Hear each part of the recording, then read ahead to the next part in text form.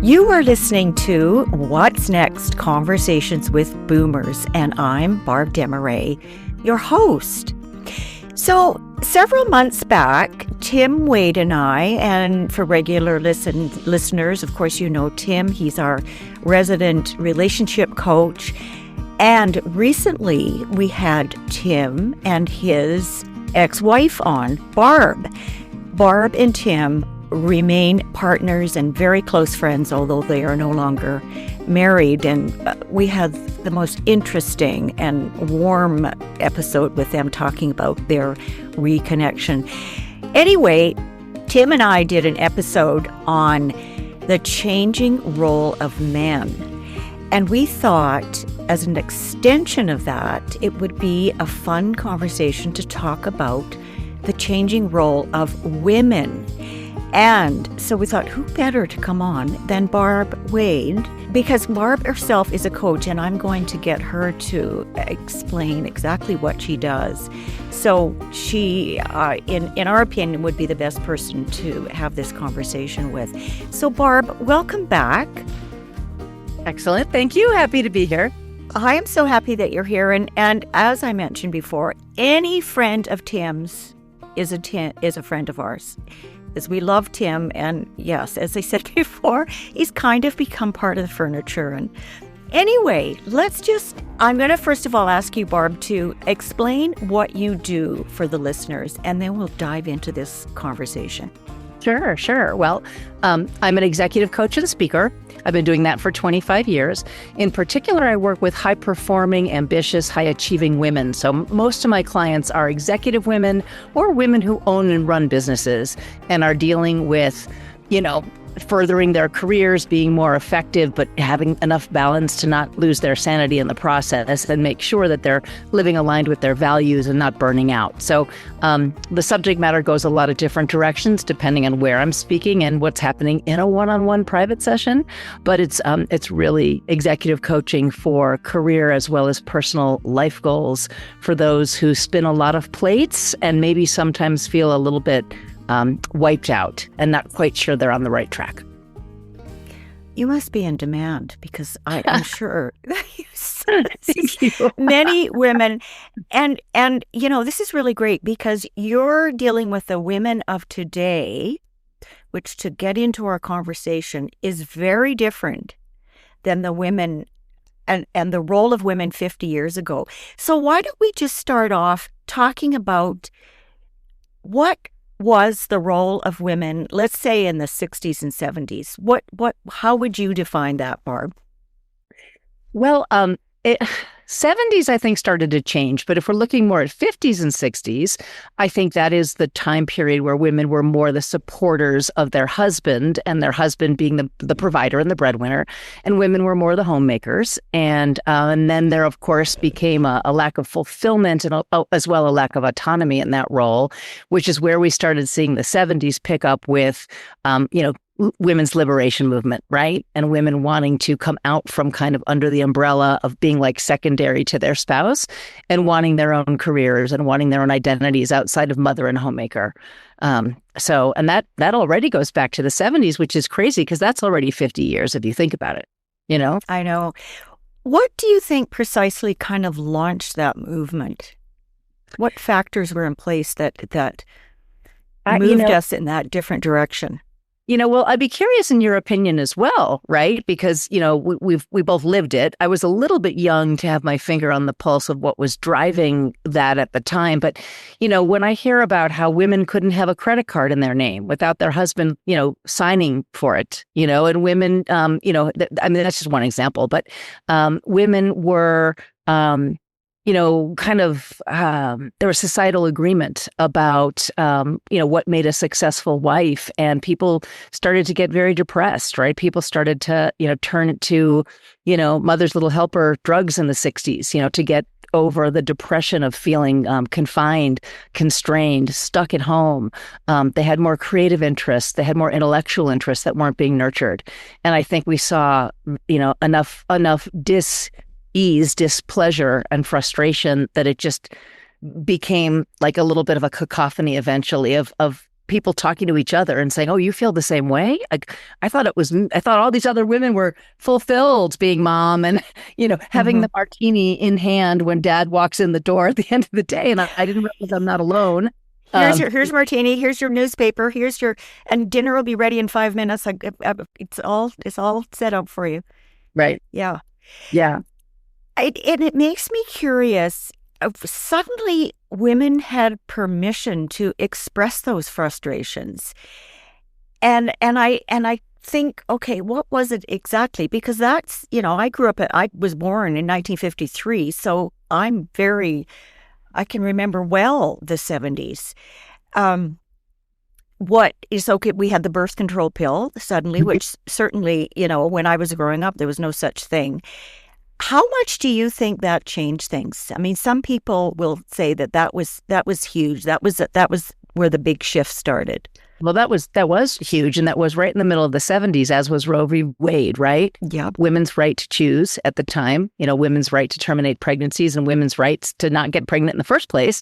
I think that is one of the main examples of something that was given or approved of for women, solely for women, versus something that women were granted, that men had been granted first, and then women got grandfathered in. So a lot of the things that we have now, men got a particular permission, and then women eventually got grandfathered in. But that being a really big era for something that was for women and about women did all of a sudden almost define women as a very separate gender, that had the right to their own path.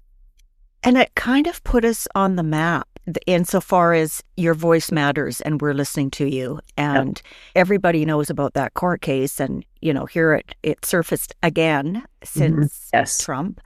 So it's just interesting to me how, in my lifetime, there's just no comparison to the way I grew up.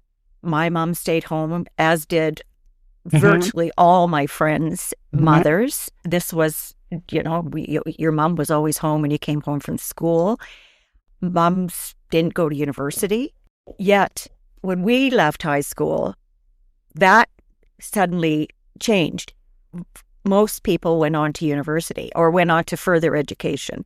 And so they were voicing, as you just said, I want more. I want a career. Although, I'm very sensitive about the role of a wife and mother, or especially mother, being downplayed as though it's not important. And in my opinion, there is no more important function, more important role than being a mother.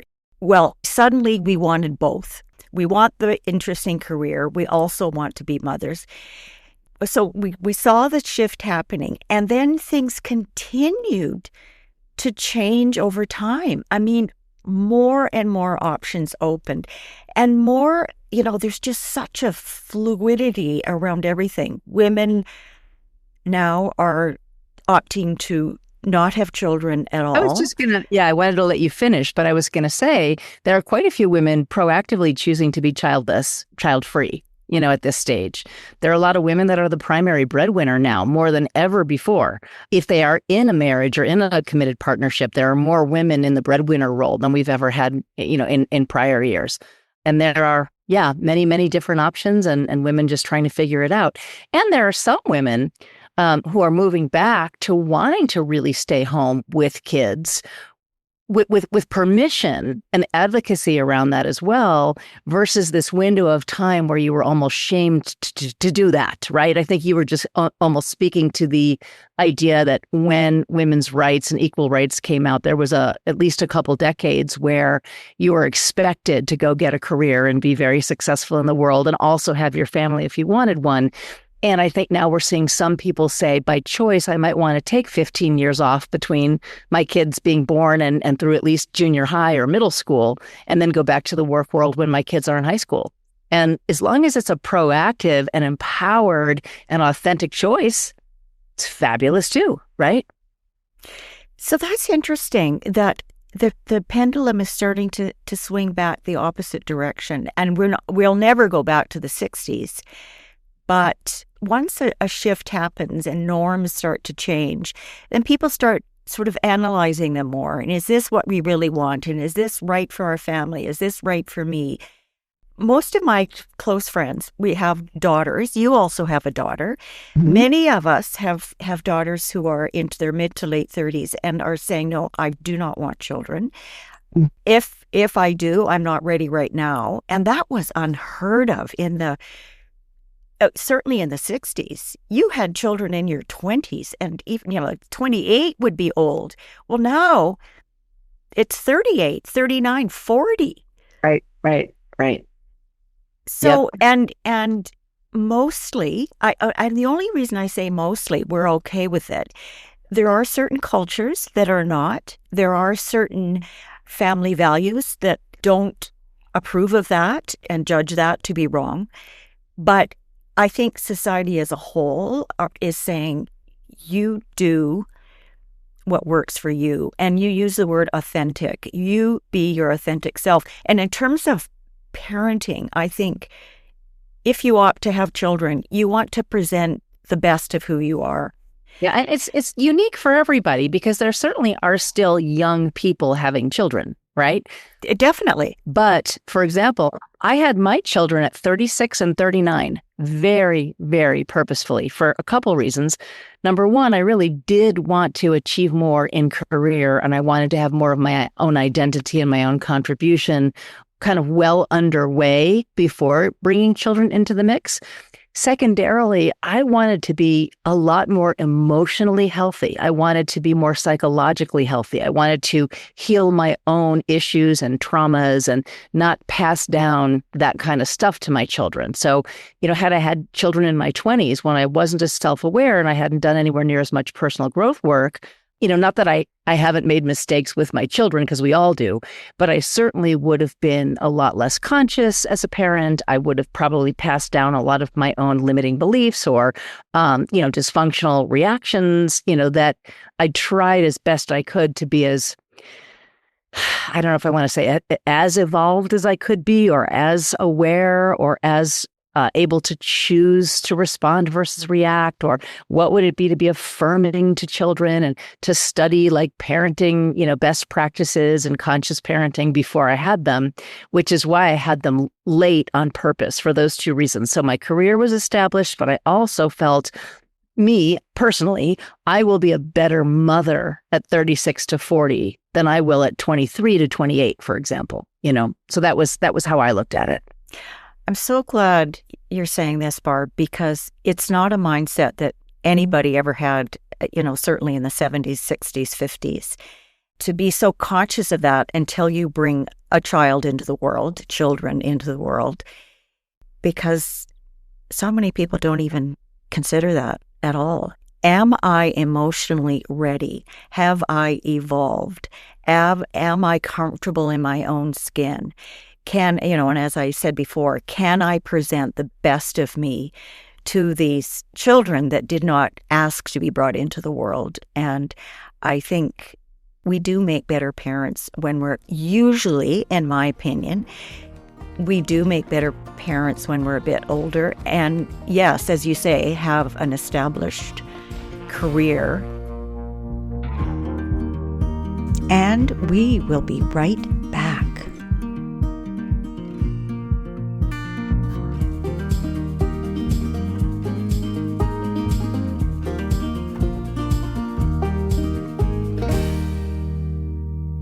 Okay, so you're 38, Mm-hmm.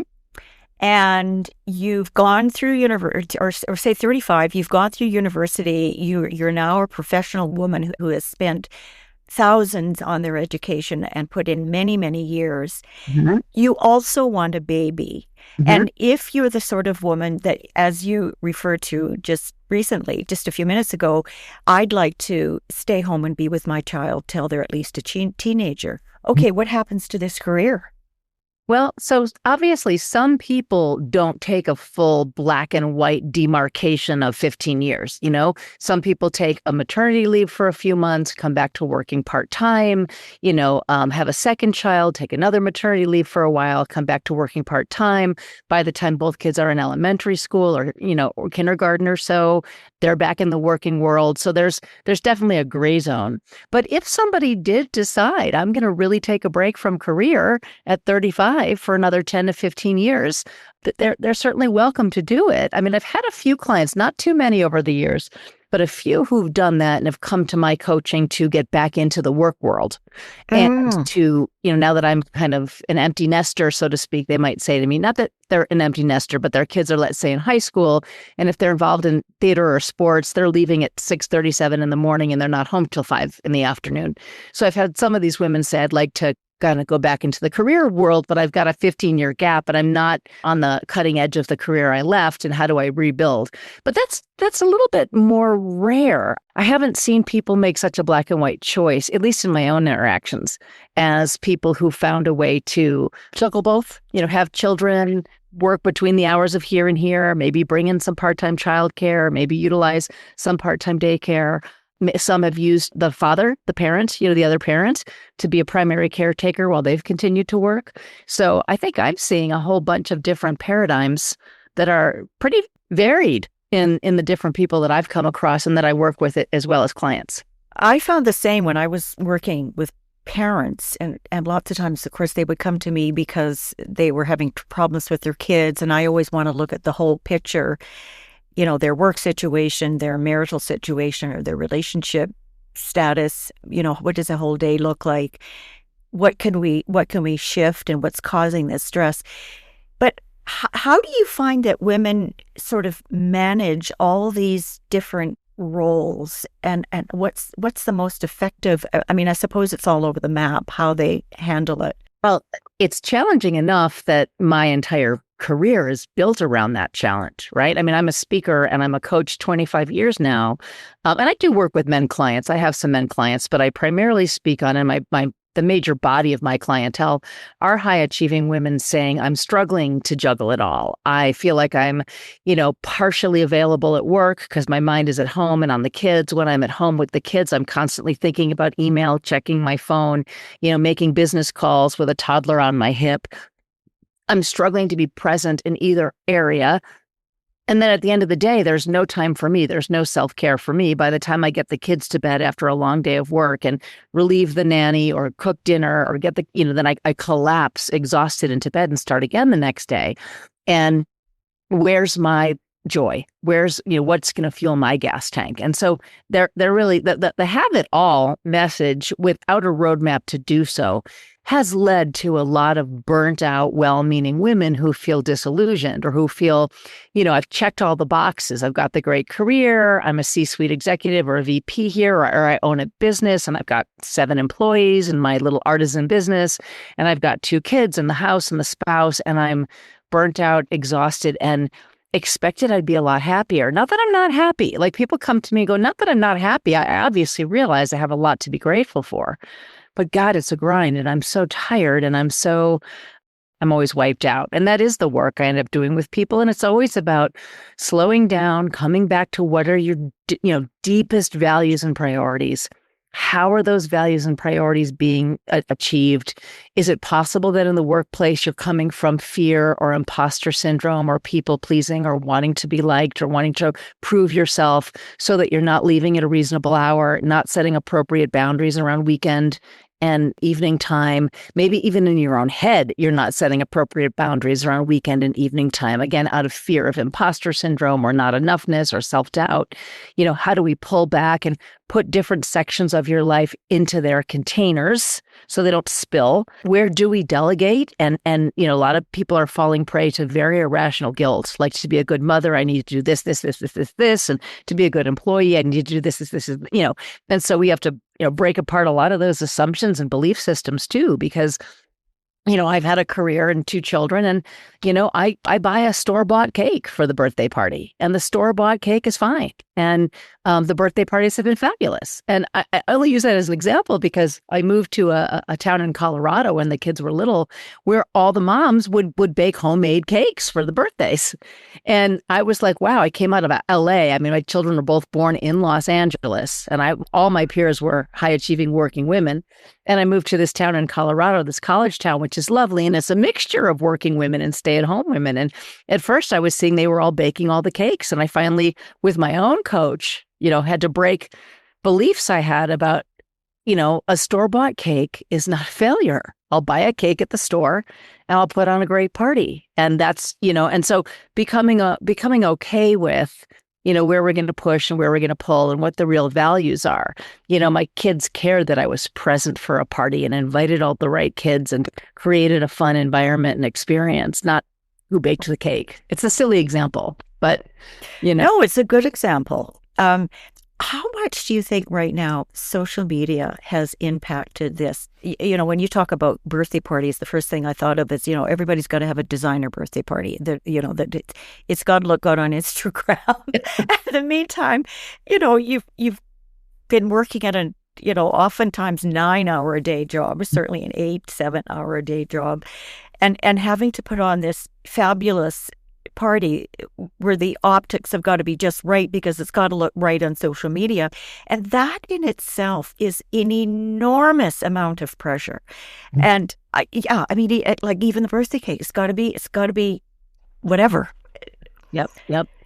I agree. I think people put the best versions of themselves on social media, and then we all compare and fall short. And that's happening with my young adult children too, that they're seeing their peers, putting the best versions of themselves forward, and they compare themselves as well and feel that they're lacking or they're not where they should be in their lives, or they haven't amassed what they should have amassed, or they don't have the right look or the right body or the right clothes, or again, similarly, because people are just putting a very designed slice of life on social media.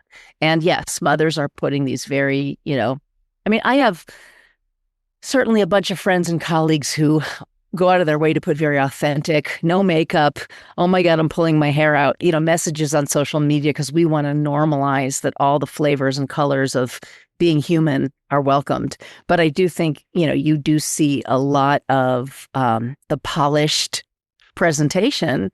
And if you're not careful, and if you're not talking to someone to help you come back to reality, you can get very seduced to everyone else, has all of it together.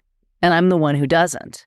Wow, this woman's in a bikini and flipping burgers and hosting a barbecue and is on the board of this nonprofit organization and works full time. And you think, oh my God, I got to compare my insides to what I'm seeing as everyone else's outsides. And I think that's a really, really big trap and mistake, is to compare my insides. I'm burnt out. I'm overwhelmed. I'm barely keeping head above water, to these fictional outsides, that we're seeing from everybody that is very optically orchestrated, as you said. So I agree. Right. And they're all burnt out too. They're all going crazy too. It's just that they're not announcing it on social media. And we'll be right back.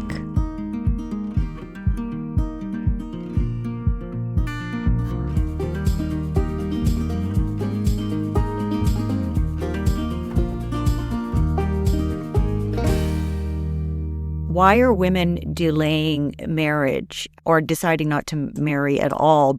You talked about your own situation, but in general, women do seem to be delaying marriage or deciding not to get married at all.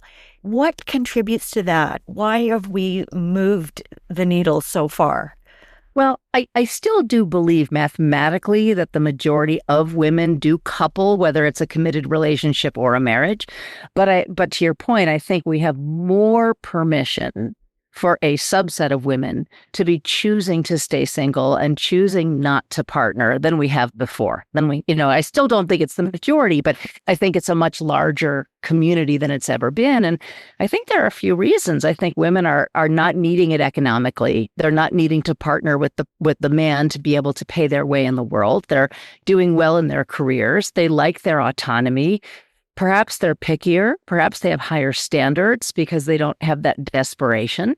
And they're maybe finding ways to feel more fulfilled that are met by their own hand in the world, where they're not necessarily feeling they need that partnership to feel so fulfilled. So they're choosier, and they don't feel that lack, in the same way as years back. It used to be, oh, she's 40 and she's not married. What's the story? You know what I mean? There used to be the gossip of the woman's 40 and not married, you know what I mean? And now, I have many clients who are in 40s and even 50s and not married and have chosen not to. And never have been married? I've got some that have never have been married, and I've got some that have been married once and divorced and are saying right now, I would not remarry. Not that I wouldn't partner, not that I wouldn't find a life partner if I meet the right person, male, female, or whomever, not that I wouldn't perhaps partner and share my life with someone, but I no longer feel I need the title of marriage, and I no longer feel I need to combine finances and combine assets in the way I did when I was married younger. I kind of like the nest egg I've built for myself. I like my autonomy. I'd be happy to partner with a person to enjoy life with and to be physical with if I choose, and then to, enjoy hobbies and deep emotional and spiritual growth with. But I no longer feel that I would necessarily formally marry. And I hear that more often than I would have expected as well. Yeah. That's really interesting to me, because society has now given women permission to remain single, as if they so choose, as you say, to marry or not to marry. Have you ever heard of, or do you follow, Erica Komisar? No. I've recently discovered her, obviously on social media. Erica Komisar. So she is a psychoanalyst, a clinical social worker, parenting expert, and author. And I'm not sure of her exact age, but I'm guessing she's in her late 50s, early 60s maybe. She has very strong feelings on the role of the family unit and what a strong, healthy family, how that contributes to the health and well-being of children. And she's challenged and troubled by what she calls as the unstructuring of the family and what that has done. So, in fact, she's dead against daycare, which, of course, she's got a lot of flack around it, because most people that use daycare have no choice. They don't have parents to look after their kids. They don't. She's quite controversial right now. She also said, it was in the 60s when this started, what she called is the me movement. What she said was, suddenly it was all about me. I want what I want. Me. I don't care what you want. I'm going to do what I want to do and forget about anybody else. So she feels that women, we're wanting everything, and we're not as willing to compromise and give in the same way that the traditional role of a woman, and not that she's saying that we have to go back to that, but she sees some cracks in what the norms are right now, which is basically all over the place. There isn't, everything's changed. So how would you respond to that? Well, it's tricky. I'm very much a proponent of a non-traditional family, right? So in my own personal life, I have family members and very close loved ones who are LGBTQ and are in alternative family structures. So you have to know that I fall very far on that side. And what I tend to believe is, it's the level of involvement of the people more so than the structure. I mean, I've seen traditional families with two parents and several kids where the parents are checked out and this one's using drugs and that one's, avoidant, and the kids are completely, neglected. And I've seen non-traditional families with very present, loving, reflective parents, with shared roles, really, really edifying and raising and supporting the children in autonomy and identity, where it's been a beautiful outcome. So I don't know if I'd place it on these external structures as much as, are we being mindful? Are we being conscious? Are we, healing the stuff that gets in the way of our relationships and our parenting, and taking that on very, very seriously, admitting when we're wrong, making amends even to our children, collaborating inside the household. I see that more as the marker of the successful family unit than I do maybe what the external structure is. I agree with you. What are the needs of children? They're to be loved, to be heard, to be supported, to be, to have their basic needs met. And that doesn't always have to occur in the traditional family unit. And as you say, what we call the traditional family being mother, father, 2.1 kids or whatever it is, often is a very unhealthy family. And not because it's traditional, just because of the way the personalities of the people involved. Right.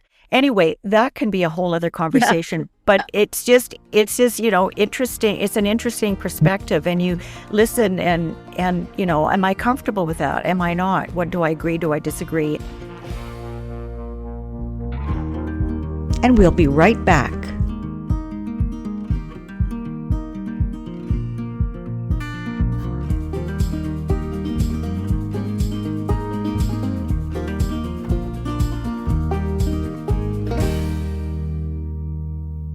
You know that women now, this is something that certainly was unheard of when I was growing up. Women now are freezing their eggs so that it's easier for them to get pregnant. They're young eggs, but they don't want to have children at that age. That's another thing that's changed in terms of the role of women. I'm actually going to be proactive around my health and the health of my child. Is that something that you come across in your practice with women? I know that obviously freezing eggs is an option. I've had a couple clients over the years, maybe 3, who've needed some kind of fertility assistance, and they've been delighted that they've got it. I mean, they've been delighted that we have the ability to assist with fertility, and that they've been able to get pregnant at the time that they chose. And of course, there are also unsuccessful implantations that I've coached clients through as well, which is difficult and heartbreaking. And the whole process is very, very, very expensive. So I think it is still very much, there's an elite group of people primarily who can afford freezing eggs and then implanting and then trying multiple times sometimes. But it just, again, does give us another option, right? It does say, gosh, if I think I'd like to have kids at 38 and 40, or 40 and 42, and I feel like at that point my eggs won't be in the right shape and I have the means to freeze them at 26, it allows for certainly more variety in people being able to start families, or women especially, on their terms and on their time frame. Yeah, it's just another variable that is that we have now. It's really interesting. And I know people who've had children alone over the years. Again, 25 years of that's another thing. Yeah, I've had people in my practice that have had children alone biologically, and that have also adopted children alone, and decided, I'm not waiting for the male partner. I haven't found the right male partner. I don't want to miss being a parent, a mother to a child, and I'm going to adopt, or I'm going to, use donation and surrogacy and have a child. So yeah, lots of options, I guess, right? So many options. Yeah. And, in the 60s and 70s, we referred to those women as unwed mothers, and now they're single mothers. Right. We just changed the terminology totally. Right. And another thing I'm thinking in terms of relationships and women waiting to much later to get married, or not being married at all, or not even partnering, choosing to stay single, is when we were growing up, as you said in the beginning, we're as women to our partners, we were the subordinate. We deferred to our male partners all the time. And we all know that we often tolerated behavior that was intolerable. But this, we were the dutiful wives or girlfriends or whatever. And because we have so much more knowledge now of what a healthy relationship looks like, women are simply not tolerating that behavior anymore, and saying, until I find somebody who I can feel safe with and who I can be authentic with, I would rather be on my own. Right. Right. That speaks to something we were discussing a little bit earlier, which is I think women are choosier. I think a lot of women are waiting for a man to really hit a pretty high bar. And that, lessens the playing field when you're really looking for someone of tremendous character and tremendous personal growth and tremendous intellect and, all the things that we aspire to. I think we're not compromising as much. And I suppose that's a good thing. I guess it is. And I suppose, but I suppose there's people that will say, gosh, what are you looking for? You're looking for the perfect person, and there's no such thing as a perfect person. And certainly we're not perfect. Right. And I mean, I'm kind of in that category myself. Tim and I, as I shared with you on the other day, we did an interview, and, Tim and I are no longer married, but we are very much life partners. And we are redefining what our relationship looks like. And people say, are you reconciling? Are you getting back together? And it's a hard question to even put into language. We are very much partners. We spend a tremendous amount of time together. We speak multiple times a day. We see each other probably 5 out of 7 days a week. We are co-parenting 2 very high needs children together. Neither of us are dating anybody else. But we're reinventing this in our way, on our terms. We have separate households. We have separate money and income. We have separate friendship groups and interests. But we come together in all the ways that work really well for us after having been married and gotten too enmeshed or too, with everything being shared. And there were too many stepping on each other toe circumstances and expectations and unspoken agreements and resentments that caused us to recognize marriage was no longer working. And so with that experience, now we're kind of reinventing where do we have our autonomy and where do we have our shared pieces. And it's definitely non-traditional. I think our children would say they've got a very intact family. Tim's over here all the time. He's got a room here. He's got keys to my house. Likewise, I have with him. So they feel the family's pretty intact, but yet their parents are not married. So, you know what, Barb? What? Sounds great to me. It really does. And I just think, thank God, we have the freedom to do that now, and people aren't making you feel guilty or bad, or there was just so much.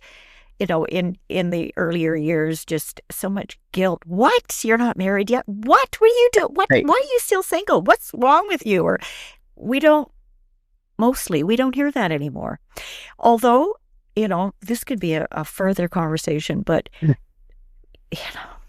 there's still not equity in the workplace. The Me Too movement is still relevant. There's lots and lots of ways that we can continue to move forward as women. But things are changing. And I would say, Barb, for the most part, for the better. Would you? I think so, too. I really do. Yes. Absolutely. And it's been a great conversation. It's not like I sit down and think about all these specific questions, very often. So I'm glad that we did. And I'm glad that we're, bouncing ideas and kind of reflecting on, where things seem to be today, where we've come from, and maybe where we're heading, Yeah. So have you got anything you'd like to add to this? Oh, gosh. Not particularly. I mean, if anyone's interested more in my work and some free resources I have, they're welcome to go to my website, which is barbwade.com, BARBWADE.com. And I have some resources there, and I have something called the Burnout Breakthrough. So if anyone listening is feeling on the verge of that burnout, being overcommitted, trying to do it all and have it all, I have a 40-page ebook, a workbook on overcoming burnout, exhaustion, and overwhelm. So if that's helpful, I'm happy to have anybody download it who would like to. But I've just enjoyed our conversation today very much. Yeah, me too. Well, that sounds like a great resource. Really, really good. Okay, so we know how to reach you, and you are on Instagram as Barb Wade? Coach Barb Wade, yeah. Coach Barb Wade, okay. Yeah, and LinkedIn as well, Coach Barb Wade. So, okay, on LinkedIn, okay. Thank you, Barb, for coming. This has been great. And just don't be surprised if you get a little text from me down the road. Could you come back? Well, this is how Tim and I always end. That, oh gosh, I think we got to go on to a part 2 now, part 3, part 4. Anyway, thank you so much again, and we'll see you again. Thank you. We're excited to now be part of the Super Aging News Network, the most authoritative online source of news, trends, and ideas on longevity and the super aging revolution. Getting older without getting old. Find the link in our show notes and be sure to sign up for their newsletter. This episode was written and created by me, Barb Wade. Produced, edited, and engineered by Mela. Many thanks to our guest today for making it possible, and if you enjoyed it as much as we did recording it, follow us on Apple Podcast, Spotify, or on your favorite podcast player. Thanks for listening, and we'll catch up with you again next week.